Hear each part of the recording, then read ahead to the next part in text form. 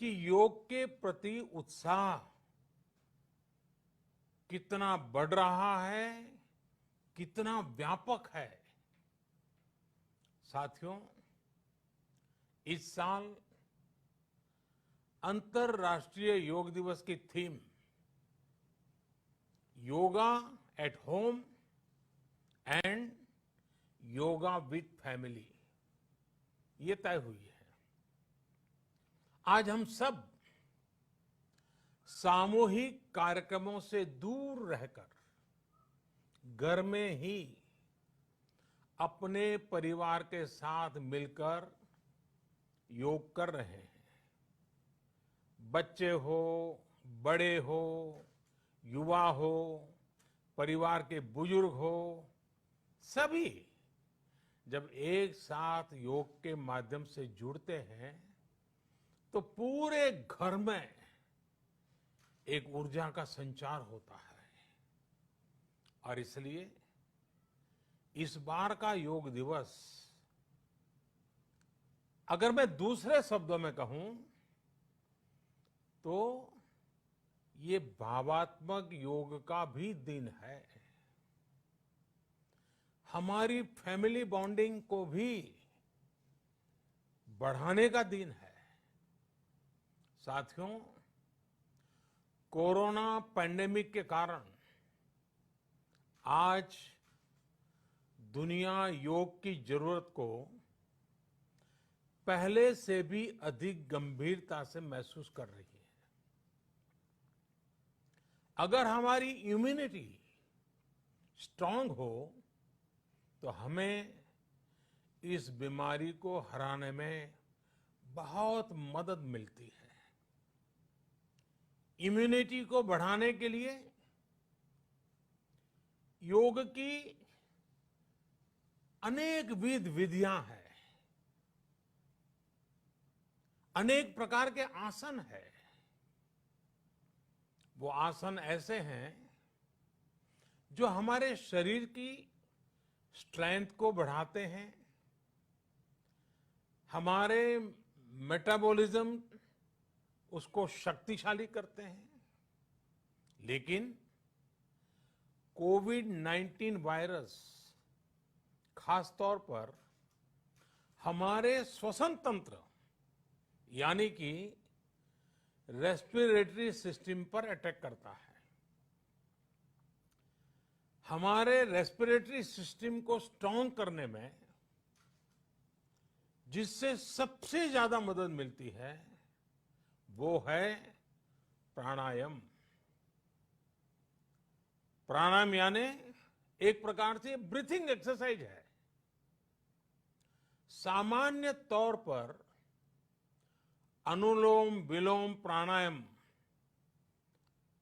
ये एक प्रकार से पॉपुलर भी हैं, आप भी जानते हैं और लोग भी जानते हैं, करके भी दिखाते हैं। ये प्रभावी भी है। लेकिन प्राणायाम के अनेक प्रकार हैं। इसमें अगर आप प्राणायाम को जानने वालों से मिलोगे तो बताएंगे शीतली है, कपालभाति है, भ्रामरी है, भस्त्रिका है, बहुत है, अनगिनत है। अब तो नए नए जुड़ते भी चले जा रहे हैं।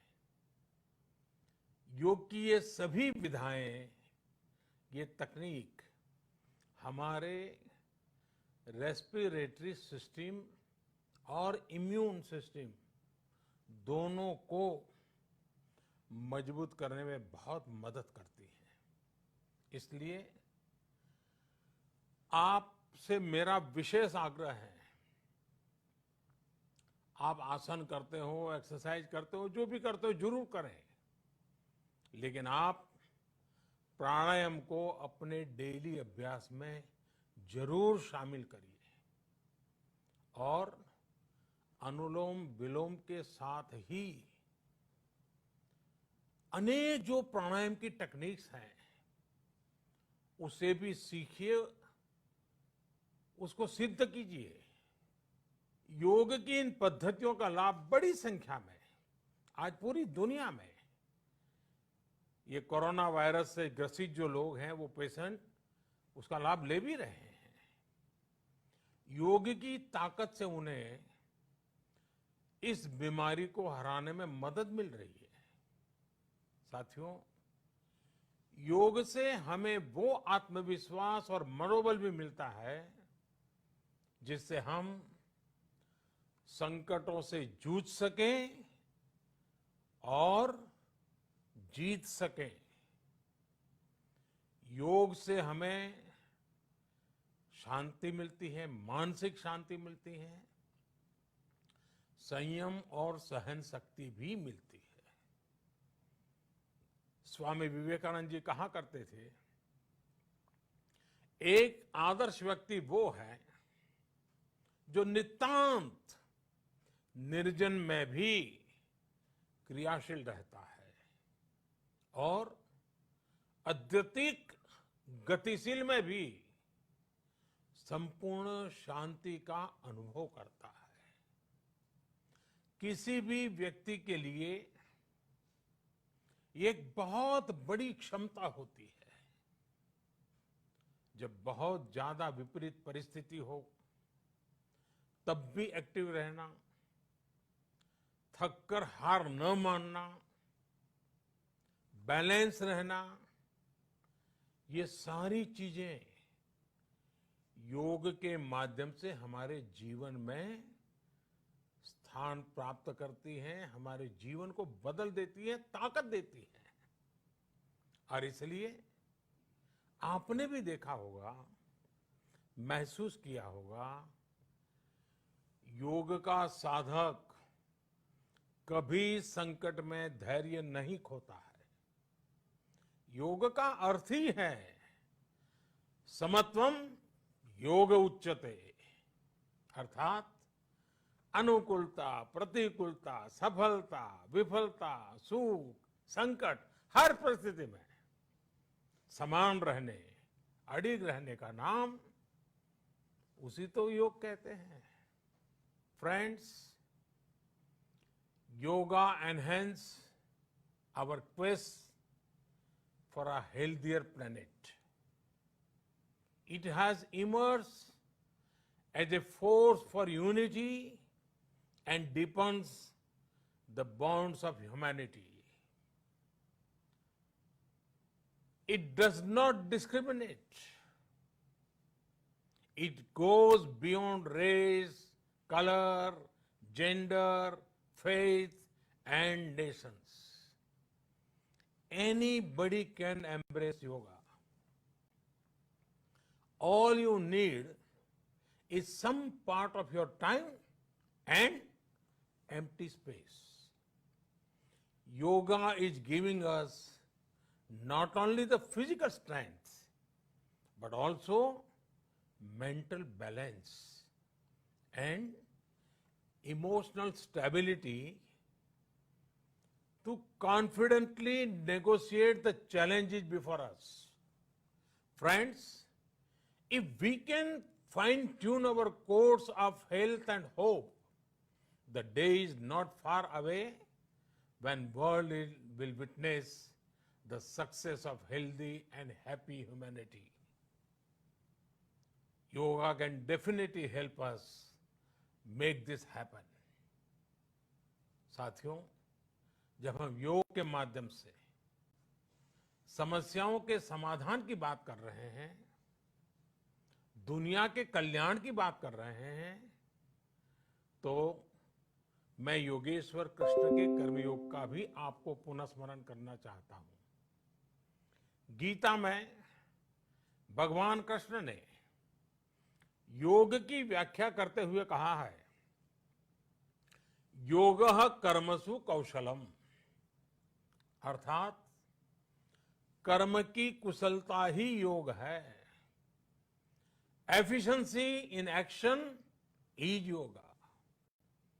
ये मंत्र सदा सर्वदा हमें सिखाता है कि योग के द्वारा जीवन में अधिक योग्य बनने की क्षमता पैदा होती है। अगर हम अपना काम अनुशासन से करते हैं, अपना दायित्व निभाते हैं, तो भी एक तरह का योग ही है। साथियों, कर्मयोग का एक विस्तार और है। हमारे यहां कहा गया है, युक्त आहार विहारस्य युक्त चेष्टस्य कर्मसु युक्त स्वप्नावबोधस्य योगो भवति दुखा। अर्थात सही खान पान, सही ढंग से खेलकूद, सोने जागने की सही आदतें और अपने काम, अपनी ड्यूटीज को सही ढंग से करना ही योग है। इसी कर्मयोग से हमें सभी तकलीफों और समस्याओं का समाधान मिलता है। इतना ही नहीं, हमारे यहां निष्काम कर्म को बिना किसी स्वार्थ के सभी का उपकार करने की भावना को भी कर्मयोग कहा गया है। कर्मयोग की ये भावना भारत के रग रग में रची बसी है। जब भी जरूरत पड़ी, भारत के इस निस्वार्थ भाव को पूरी दुनिया ने अनुभव किया है। साथियों, जब हम योग से चलते हैं, कर्मयोग की भावना से चलते हैं, तो व्यक्ति के तौर पर, समाज के तौर पर, देश के तौर पर हमारी शक्ति भी कई गुना बढ़ जाती है। आज हमें इसी भावना से संकल्प लेना है। हम अपने स्वास्थ्य के लिए, अपनों के स्वास्थ्य के लिए हर संभव प्रयास करेंगे। एक सजग नागरिक के रूप में हम परिवार और समाज के रूप में एकजुट होकर आगे बढ़ेंगे। हम प्रयास करेंगे कि yoga at home and yoga with family को अपने जीवन का हिस्सा बनाएं। ये सिर्फ एक दिन के लिए नहीं होना चाहिए। और अगर हम ये करेंगे तो हम जरूर सफल होंगे, हम जरूर विजयी होंगे। इसी विश्वास के साथ आप सभी को फिर से अंतर्राष्ट्रीय योग दिवस की अनेक अनेक शुभकामनाएं। लोकाः समस्ता सुखिनो भवन्तु। ओम।